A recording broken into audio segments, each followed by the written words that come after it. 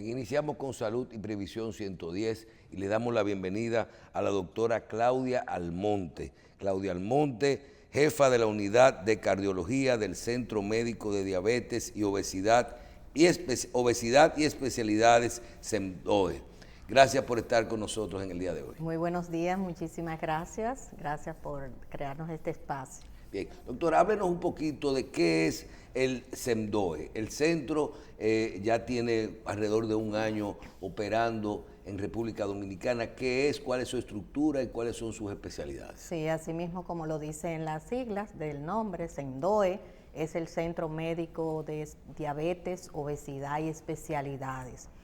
Un grupo interesado en lo que es la salud de la población dominicana creó hace ya unos cuantos años con el primer Picasso la visión de poder dar la atención adecuada a los pacientes diabéticos y dentro de los cuales está también los pacientes que sin duda alguna afecta a nuestra población, como son también los pacientes hipertensos y con otras enfermedades crónicas. Precisamente la visión de este centro es con la atención específica del paciente diabético, pero recordemos que los pacientes diabéticos son afectados también por lo que son las enfermedades cardiovasculares y otras enfermedades crónicas, y dentro de las cuales está también, por ejemplo, allá tenemos una unidad de pie diabético que es muy importante para los pacientes con tal afección, porque sabemos que en muchas ocasiones se ven afectados, incluso pueden llegar a amputaciones. Es importante recalcar que así mismo como lo dice el nombre, las múltiples especialidades, contamos con 38 especialidades, 120 especialistas, el manejo multidisciplinar es lo que nos favorece, sobre todo hay una atención integral del paciente con diabetes y con sus múltiples afecciones. Dentro de lo que es la unidad cardiovascular que me compete, tenemos varios especialistas en la cardiología y contamos con, además de en todo el centro, con los última tecnología para realizar los diagnósticos apropiados en los pacientes afectados, no solamente de diabetes, sino de cualquier afección, incluso endocrina. Cuando ustedes hablan de cardiología y de diagnósticos, en el área de cardiología, ¿solo trabajan con diagnósticos o ustedes también tienen procedimientos? Tenemos hasta ahora, al día, bueno, ya un año de inaugurado el centro, contamos con una unidad diagnóstica, diagnósticos no invasivos, aunque sí dentro de los cuales está, diríamos que sí es un poco invasivo lo que es el ecotransesofágico. Hacemos lo que es la evaluación inicial para la prevención y detección temprana de afecciones cardiovasculares, como lo son el ecocardiograma, ecostrain, prueba de esfuerzo, ecocardiograma con cicloergómetro. Tenemos también ecotransesofágico, que es ya como parecido a una sonda, como si se fuera a hacer una endoscopía para visualizar el corazón más de cerca y poder detectar alguna valvulopatía o algún daño estructural más de cerca, verlo a través de ese endoscopio.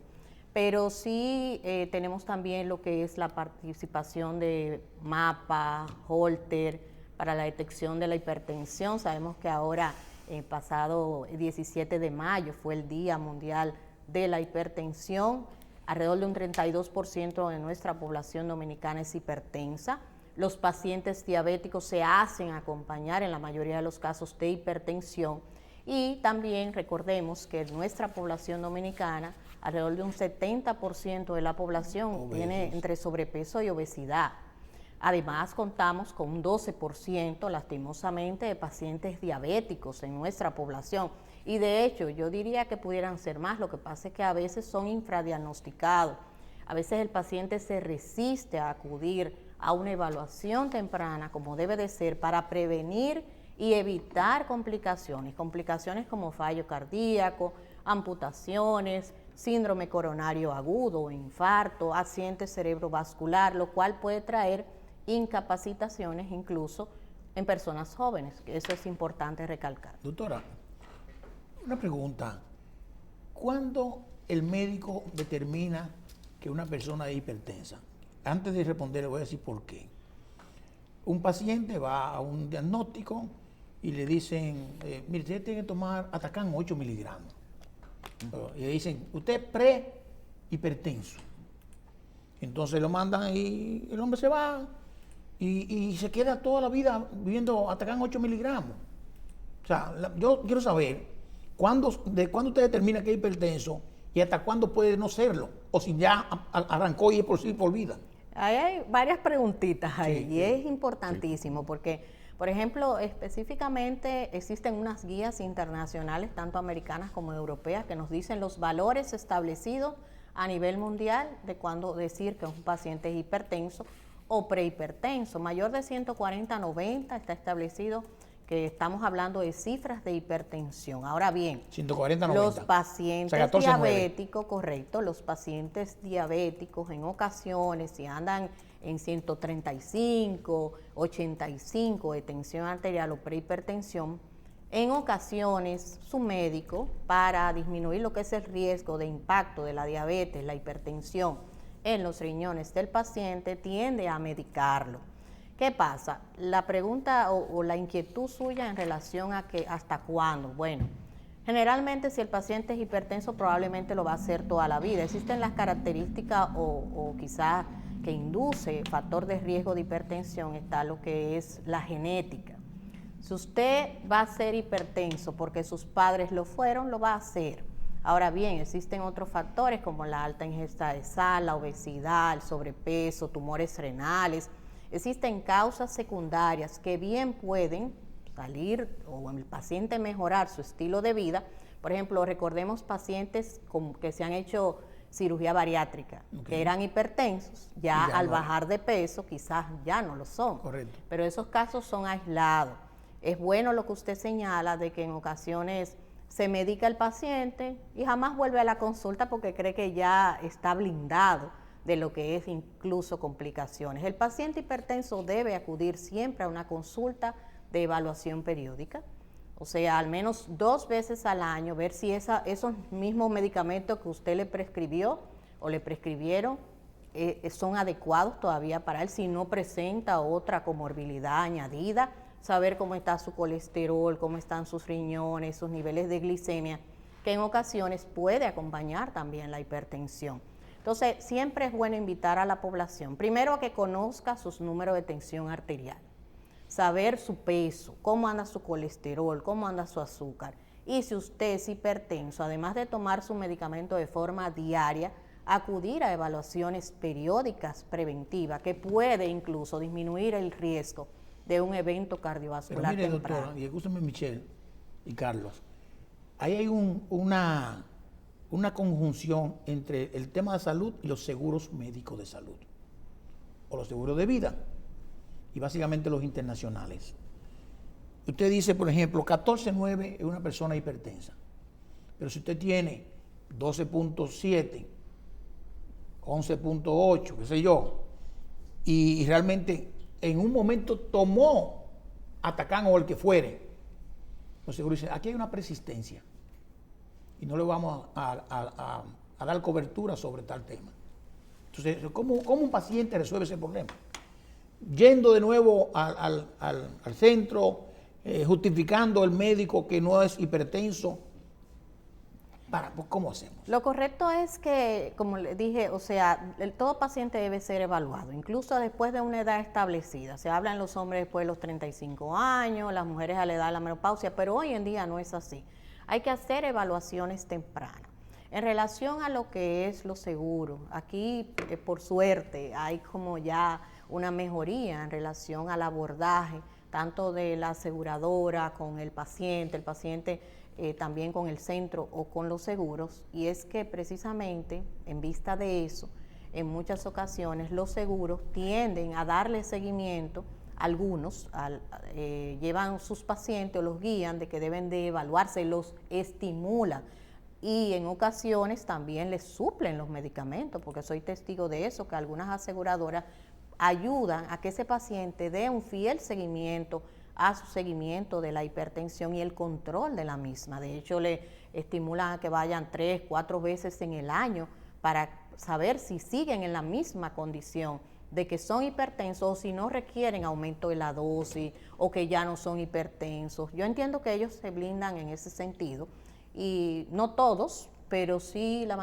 mayoría de las aseguradoras, y sobre todo las que más cartera de pacientes tienen, veo que están haciendo eso, pero todavía falta. Doctora, tenemos desde Chile a uno de los productores de este programa, Horacio Montenegro, que le tiene alguna pregunta. Es Michelle, buen día, doctora. Buen día. Justamente escuchando lo que usted estaba hablando al final, existen efectivamente en República Dominicana los programas de promoción de la salud y la prevención de la enfermedad. Dentro de ellas está justamente la hipertensión y la diabetes, donde los centros que están asociados y se ejecutan estos programas de promoción y prevención llevan el control exhaustivo de los pacientes para diagnosticar si tienen factor de riesgo contra alguna de estas dos enfermedades crónicas no transmisibles o son efectivamente pacientes hipertensos diabéticos y por ley las ARS les suplen estos medicamentos sin costo para cada uno de los afiliados con la idea de tenerlo en control. En ese orden, doctora, según su experiencia y lo que está sucediendo y la dinámica en SENDOE, ¿qué cantidad de pacientes están dentro de los programas de promoción y prevención precisamente en lo que es hipertensión, que es el tema que nos convoca hoy? Sí, es muy buena pregunta. En verdad no puedo ahora mismo decir el dato exacto y qué bueno que lo pregunta porque sería importante, o sea, quizás poder abordar el dato exacto. Pero sí en la experiencia que vemos del día a día, vemos cómo hay una cantidad de pacientes que están enrolando aún más al beneficio de poder otorgarle el seguimiento y además suplirle los medicamentos. Quizás es importante y quizás enfrente de una mesa con las aseguradoras, sí quizás hablar de que esos mismos pacientes hipertensos que son diabéticos y también muchas de ellas, no todas, porque eso es importante recalcarle a el que nos está haciendo la pregunta, o sea, no todas las aseguradoras lo están haciendo, sí algunas de las principales que tienen más pacientes en su cartera de servicio y también recalcar, como estaba mencionando, de que en muchas ocasiones, además del paciente ser diabético o hipertenso, tiene otras enfermedades u otras complicaciones. Y bueno, solamente... en la aseguradora estatal, SENASA, nosotros vimos el otro día, yo por lo menos vi planes que tienen que ver de promoción con lo que era diabetes, planes continuos de hipertensión. Correcto. De forma continua. Sí, correcto, es así. O sea, y creo que de mujeres embarazadas también tienen planes, no conozco las otras. Sí, pero en ocasiones recordemos que en nuestro país hay múltiples pacientes que tienen otras comorbilidades. Me estoy refiriendo a que sufren del colesterol y en ocasiones las medicinas quizás no son suplidas o por lo menos el costo no llega quizás para poder suplir ese fármaco, tienen una falla cardíaca. En muchas ocasiones esos pacientes no pueden cumplir con todo el repertorio de medicamentos que nosotros podemos indicarle para que esa enfermedad pueda quizás no evolucionar de forma tan agresiva como lo hace. O sea, yo entiendo que hemos avanzado, sería quizás la respuesta más certera para esto, pero todavía como país nos falta mucho.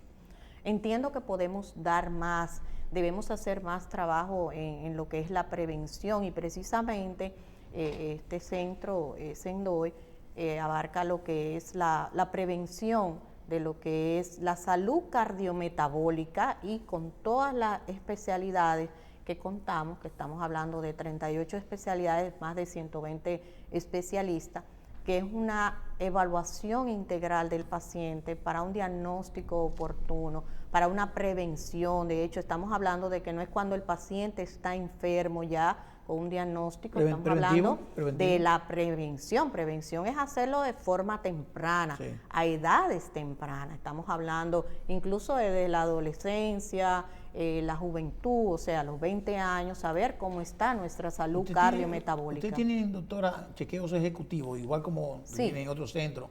Sí. Uno va completo el día o mediodía Sí, así y que es. los seguros lo cubren en algunos casos, Sí. lo tienen completo. Así se ha estado haciendo.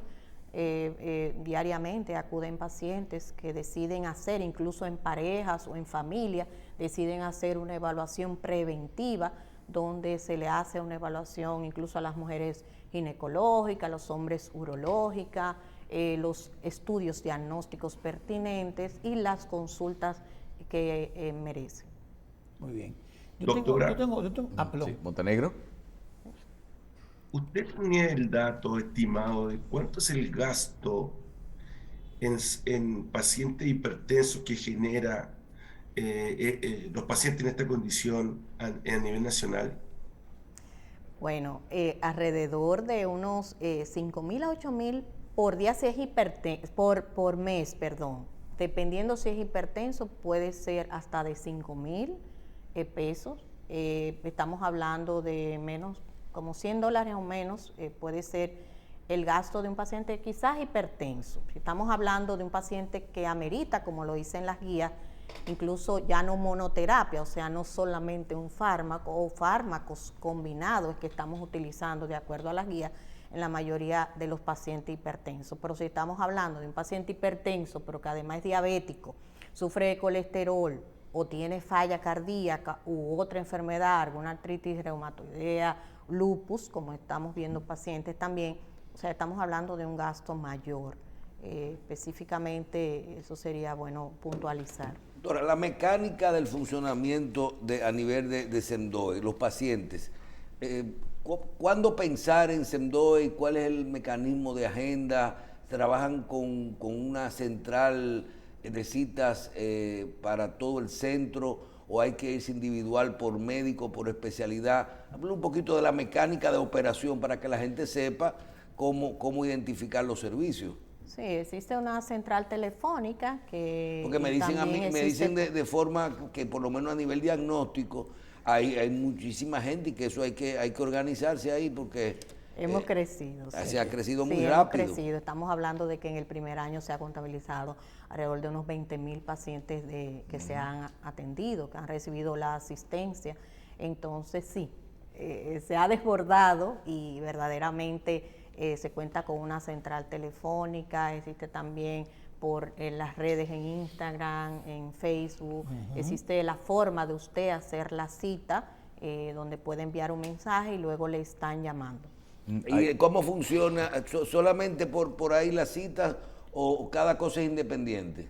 Por ejemplo, Terrero mencionó las evaluaciones anuales, ejecutivas, le dicen ejecutivas, pero no son ejecutivos, son para todo el mundo. Sí, pueden llamar a los teléfonos al 809-741-0000 y van a recibir la asistencia adecuada y dependiendo lo que requiere el paciente, entonces se pasa al departamento correspondiente para la finalidad. ¿Cuál es el número de nuevo, doctora? 809-741-0000. Sí. Las atenciones en temas cardiovasculares ya dejaron de ser exclusivas ya para personas de cierta edad en adelante o cada vez más personas jóvenes están acudiendo a la consulta. Me encanta ese tema porque estamos muy preocupados, bueno, desde hace muchos años que venimos viendo cómo personas jóvenes, o sea, pacientes de 20 años con hipertensión, buscamos la causa quizás para ver si es algo secundario, efectivamente no la encontramos, no necesariamente, y tenemos que instaurar un tratamiento a sabiendas de que un paciente joven, verse diagnosticado de hipertensión, en muchas ocasiones es un impacto bastante importante y no obstante tiene cierta resistencia. Estamos teniendo pacientes de 30 años con infarto, y eso no es de ahora ni es después de la pandemia solamente, o sea, eso lo venimos viendo hace mucho y no solamente en República Dominicana, estamos hablando a nivel mundial. La enfermedad cardiovascular es una de las principales causas de muerte y afecciones a nivel mundial. La Organización Mundial de la Salud, las sociedades especializadas, sobre todo la de cardiología a nivel mundial, trabaja arduamente por la prevención, precisamente por este grupo de edad que ya desde los 20 años estamos teniendo con afecciones cardiovasculares, sobrepeso, la obesidad, el tabaquismo. Ayer era el Día Mundial sin Tabaco y qué bueno que la Organización Mundial de la Salud escoge un día para tratar de estimular a las campañas de prevención y a través de los ministerios de salud de cada país trabajar lo que es la prevención sobre la salud cardiovascular. Doctora, yo tengo un amigo cardiólogo y le pregunto por si es familia suyo, porque se llama Claudio Almonte. Sí, mi tío. Cardiólogo de Ceriza. Claro que sí, claro que sí. Él es mi mentor. Muy buen médico sí, también, claro amigo sí. mío. Muchas gracias. Y además golfista también. Sí, juega muy bien. mucho golf. Sí. Doctora, yo no he ido al centro y he oído muchos comentarios positivos y vi lo que pusieron en televisión y me parece interesante. Veo que San Jerónimo voy a pasar para conocerlo, porque yo creo que lo que ustedes han dicho y han descrito vale la pena que uno haga una visita, aunque sea una visita previa. Sí. Mirar el entorno para ver, para entonces después agendar una cita para ver cómo está la salud, porque eso siempre es primordial, más como te dice, la prevención. Claro. En el área de cardiología, cuando hablamos de prevención, ¿cuál es la mecánica, doctora? Hacerse una evaluación anual y cómo iniciar. O sea, ir a donde mi doctora Claudia Almonte, solicitar una cita y decirle qué hacerme. Un electrocardiograma, un holter, un mapa, una evaluación y de ahí, ¿y cada qué tiempo hacer esto? Sí, si usted no posee ninguna afección cardiovascular conocida y decide hacerse una evaluación cardiovascular, procedemos a hacerle la historia clínica, saber cuáles sus antecedentes, cómo está su peso, su tensión arterial. Lo que procede en la evaluación completa cardiovascular es un electrocardiograma, que eso se hace en el consultorio, nuestra enfermera o licenciada en enfermería es que lo realiza. Se realiza ecocardiograma, prueba de esfuerzo. Si usted posee niveles tensionales elevados en una primera visita, no lo vamos a etiquetar de hipertensión, quizás lo que amerita es colocarle un monitoreo de presión de 24 horas o mapa. O sea, no todo el mundo califica para mapa y holter, no se hace de forma ¿Cuál es la rutinaria. diferencia entre un mapa y un holter? El mapa es monitoreo de la presión arterial, se coloca en el brazo y es para las tomas de tensión arterial periódicas durante 24 horas. El holter es para el ritmo. O sea, es como un electro que usted lleva permanente 24 horas y ver el ritmo. Por ejemplo, personas que dicen en la consulta que tienen palpitaciones, que sienten una taquicardia, y si no lo evidenciamos en el electro inmediatamente, lo que procede es precisamente prescribirle un holter, que es de 24 horas y así se analiza posteriormente. Existen otros estudios como EcoStrain, que se está haciendo mucho post-COVID para saber... Pero ese sí sale algo. Claro, y dependiendo del historial.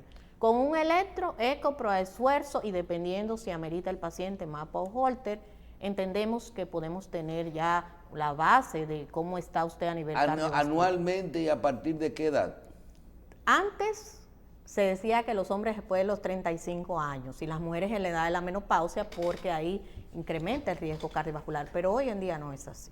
O sea, estamos hablando de que a los 20 años usted debe de tomar la decisión, o sus padres quizás, si todavía vive con sus padres, y lo puede empujar a que lo pueda llevar a una consulta de evaluación, saber su peso, tensión arterial, colesterol, saber cómo anda su presión, que es importantísimo, y cómo está su riesgo cardiovascular. Si usted tiene antecedentes de muerte súbita, infarto, diabetes, hipertensión en la familia, hoy en día lo correcto es después de los 20 años, cada año hacerse una evaluación y posteriormente, dependiendo si posee algún diagnóstico, lo correcto es, como dije anteriormente, al menos 2 veces en el año acudir a su visita a control.